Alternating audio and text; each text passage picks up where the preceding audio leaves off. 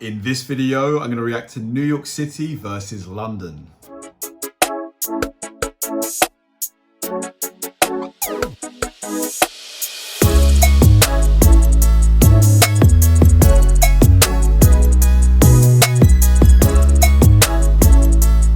Welcome to another episode of Kabir Considers. This is the place where I react to music, media, sports, anime, anything related to popular culture.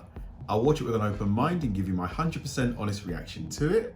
And if you could please hit that like button early, I'd really appreciate it. Now, this should be fascinating because New York City is probably the most famous American city, I think. It's probably New York City, closely followed by maybe Los Angeles, but I'd still put New York City at the top. And London is obviously the capital of England. And they're two absolutely huge cities on the world stage in terms of the attraction, the tourist attraction, the pull, the financial power.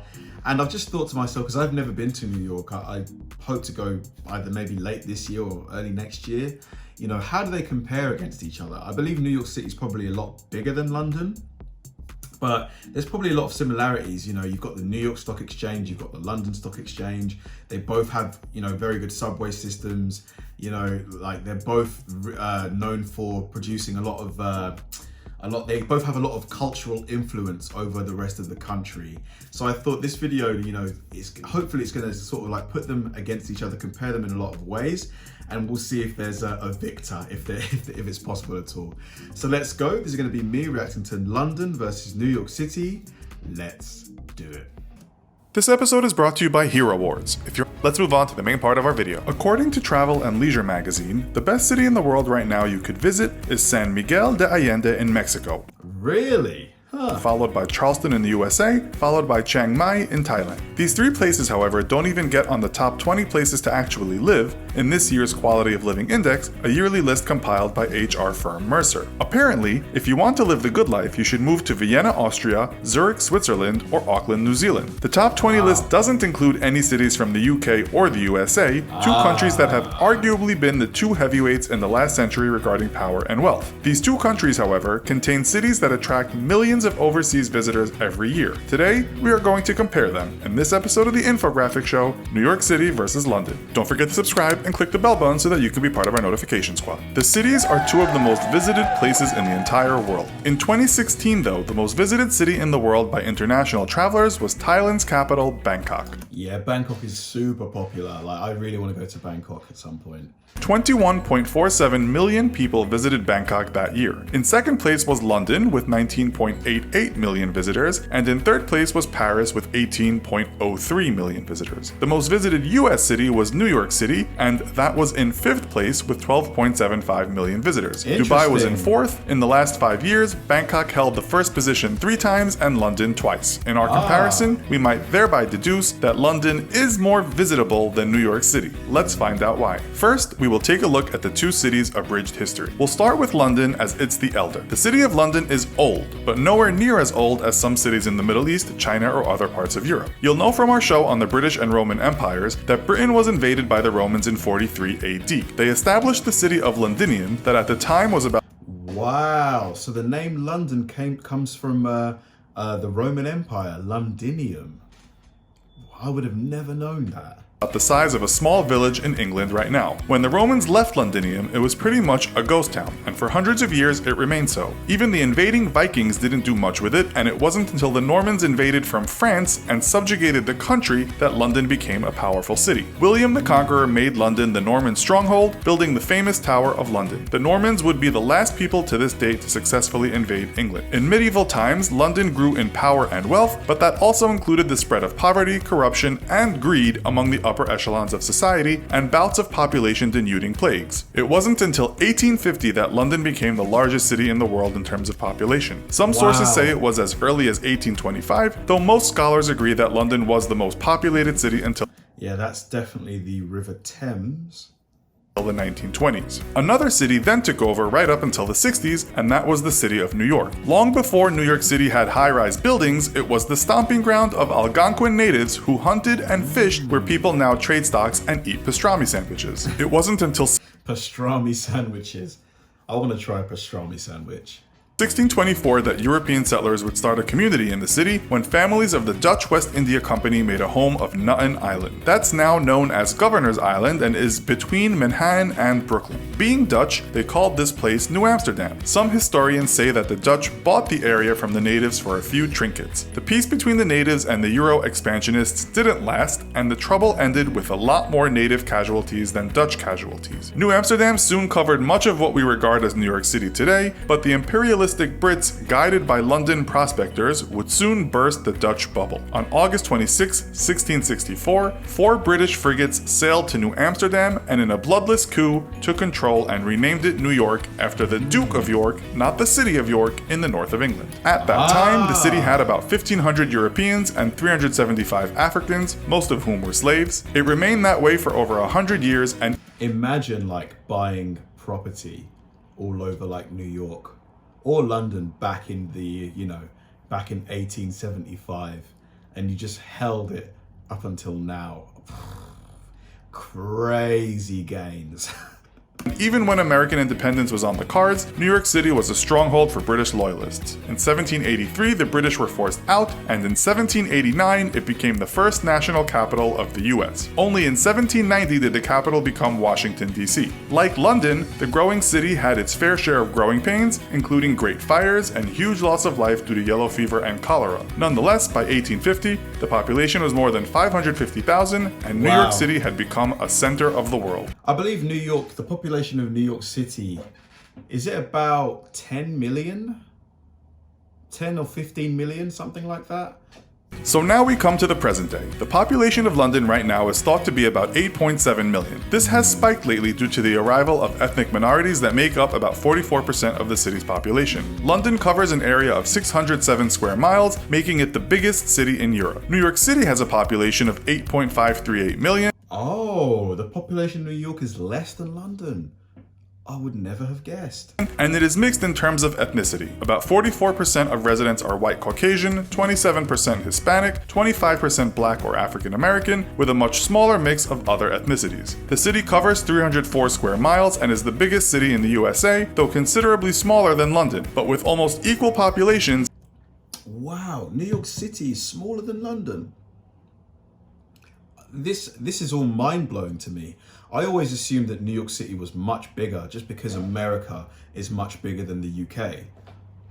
This means New Yorkers have far less space. So what about the standard of living in these cities? They are both pivotal cities regarding the financial sector, though one website claims that London's financial sector is slightly bigger with 340,000 employees to New York's 322,000. As of March 2017, the Global Financial Centers Index puts London at the center of the world, with New York hot on its heels in the number 2 spot. New York has more. I don't know about like New York property. It's probably very expensive. Like London property is just, at the moment, it's insane. I mean, just its properties are just, as soon as they come on for sale, within hours, there's multiple offers.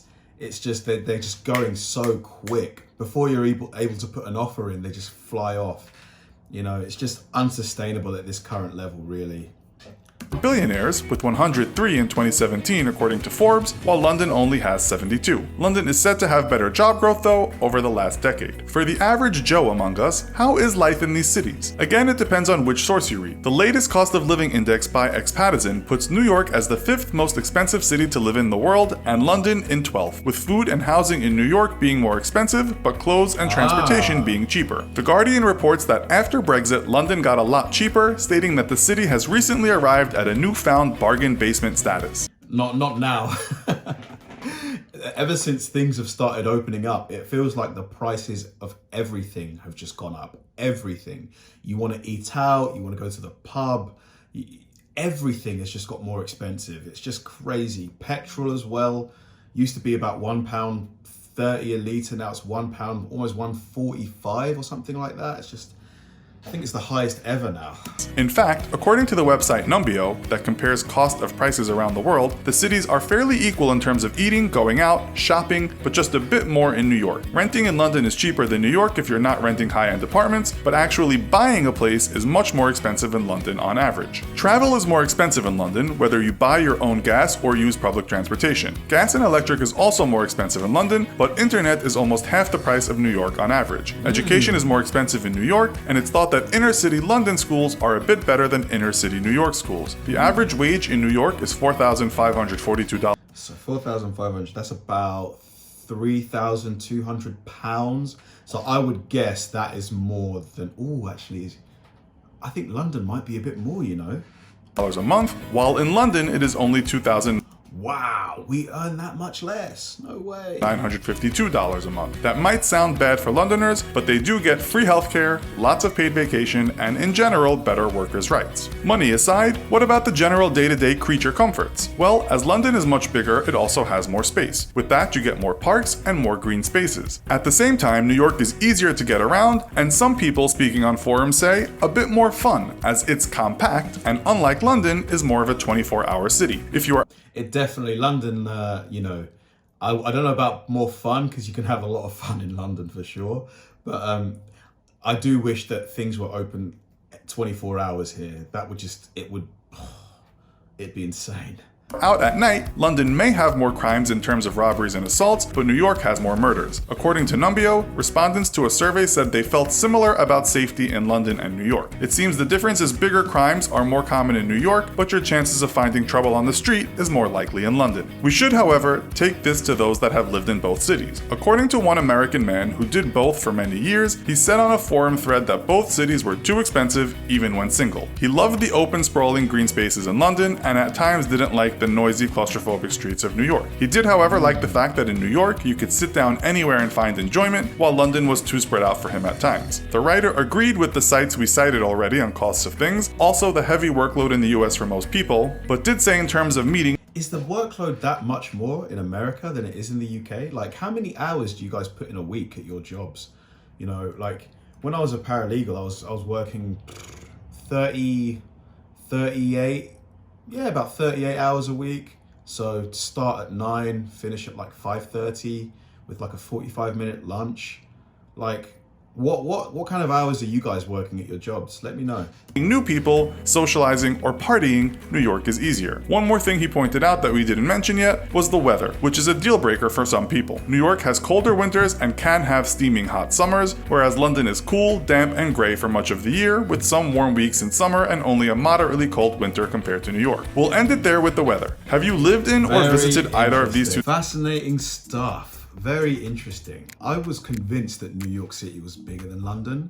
Like, I was so convinced, just because, you know, America is so much bigger. I just thought that by default, all of the cities would have much more square footage.